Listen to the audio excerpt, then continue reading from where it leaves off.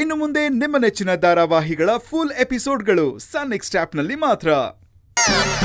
ಆದ್ರೆ ಎಣ್ಣೆ ಬೆಲೆ ಜಾಸ್ತಿ ಆದ್ರೆ ಅವ್ರವ್ರೆ ಕೂತ್ಕೊಂಡು ಬೈಕೋತಾರೆ ಹೊರತು ಹೋರಾಟ ಮಾಡೋದಿಲ್ಲ ಸರ್. ನೀವ್ ಮಾತಾಡ್ತಿರೋದನ್ನ ನೋಡಿದ್ರೆ ರಾತ್ರಿ ಕುಡ್ದಿರೋದು ಇನ್ನೂ ಇಳ್ದಿಲ್ಲ ಅಂತ ಅನ್ಸುತ್ತೆ. ನೋಡಿ ಸರ್, ಮತ್ತೆ ನೀವು ನನ್ ಮೇಲೆ ಅನುಮಾನ ಪಡ್ತಾ ಇದ್ದೀರಾ. ನಾನ್ ಕುಡಿಯೋದು ನನ್ನ ಒಂಟಿತನನ ದೂರ ಮಾಡ್ಕೊಳ್ಳೋದಕ್ಕೆ. ಅಪ್ಪ ಅಮ್ಮನ ದೂರ ಮಾಡ್ಕೊಂಡು ಇಲ್ಲಿ ಒಂಟಿಯಾಗಿದ್ದೀನಿ. ನಮ್ಮಕ್ಕ ನೋವ್ಗೆಲ್ಲ ರಾಮಬಾಣ ಅಂತ ಕುಡಿಯೋದನ್ನ ರೂಢಿ ಮಾಡ್ಬಿಟ್ರು. ಎಷ್ಟೇ ಬಿಡ್ಬೇಕು ಅಂತ ಅನ್ಕೊಂಡ್ರು ಅದನ್ನ ಬಿಡೋದಕ್ಕೆ ಆಗ್ತಾನೇ ಇಲ್ಲ. ಏನ್ ಮಾಡ್ಬೇಕು ಹೇಳಿ ಸರ್, ಪ್ಲೀಸ್ ಹೇಳಿ ಸರ್, ನೀವೇ ಏನಾದ್ರೂ ದಾರಿ ತೋರಿಸ್ಬೇಕು. ರೀ ಕೈ ಬಿಡ್ರಿ, ಯಾರಾದ್ರೂ ನೋಡಿದ್ರೆ ತಪ್ಪು ತಿಳ್ಕೊಂತಾರೆ. ನೋಡಿ, ಇಲ್ಲೂ ಭೇದ ಭಾವ ಮಾಡ್ತಾ ಇದ್ದೀರಾ. ಅದೇ ದುಡ್ಡಿರೋ ಹುಡುಗಿ ನಿಮ್ ಕೈ ಹಿಡ್ಕೊಂಡಿದ್ದಿದ್ರೆ ಹೀಗ್ ಹೇಳ್ತಿದ್ರಾ?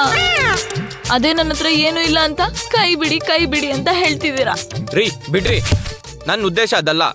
ನನಗೆ ಮದ್ವೆ ಆಗಿದೆ, ಹೆಂಡತಿ ಇದ್ದಾಳೆ. ಅವಳೇನಾದ್ರೂ ನೋಡಿದ್ರೆ ನಿಮ್ಗೆ ತೊಂದ್ರೆ. ಹಾಗಿದ್ರೆ ನಿಮ್ಗೆ ನನ್ ಮೇಲೆ ಮನ್ಸಿದೆ ಅಂತ ಆಯ್ತು. ಚಾನ್ಸೇ ಇಲ್ಲ.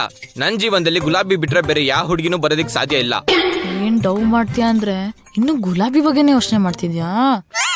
ನೋಡಿ, ನೀವ್ ನನ್ನ ಮದ್ವೆ ಆಗದೆ ಇದ್ರೂ ಪರವಾಗಿಲ್ಲ, ಆದ್ರೆ ಈಗ ಹೀಗೆಲ್ಲ ಒಂಟಿಯಾಗಿ ಮಾತ್ರ ನನ್ನ ಬಿಡ್ಬೇಡಿ. ಗೌರಿನ ಪಕ್ಕದಲ್ಲಿ ಕೂರ್ಸ್ಕೊಂಡಿರೋ ಹಾಗೆ, ಗಂಗೆನ ತಲೆ ಮೇಲೆ ಹೊತ್ಕೊಂಡಿರೋ ಶಿವನ್ ತರ ನೀವ್ ಎಲ್ ಬೇಕಾದ್ರೂ ಕೂರ್ಸಿ, ನಾನು ಅಲ್ಲೇ ಇರ್ತೀನಿ. ರೀ, ಯಾಕೋ ನೀವ್ ಮಾತಾಡ್ತಿರೋದು ಸ್ವಲ್ಪನೂ ಇಷ್ಟ ಆಗ್ತಿಲ್ಲ. ಮೊದ್ಲು ಕೈ ಬಿಡ್ರಿ. ಏನೋ ಪಾಪ ಅಳ್ತಿದ್ದೀರಂತ ಬಂದ್ ಮಾತಾಡ್ಸಿದ್ರೆ ಓವರ್ ಆಗಿ ಮಾತಾಡ್ತೀರಾ. ನನಗೆ ನಿಮ್ ಮುಖ ತೋರಿಸ್ಬಿಡಿ. ಇವನ್ ಯಾಕೋ ವರ್ಕೌಟ್ ಆಗೋ ತರ ಕಾಣ್ತಿಲ್ವಲ್ಲ.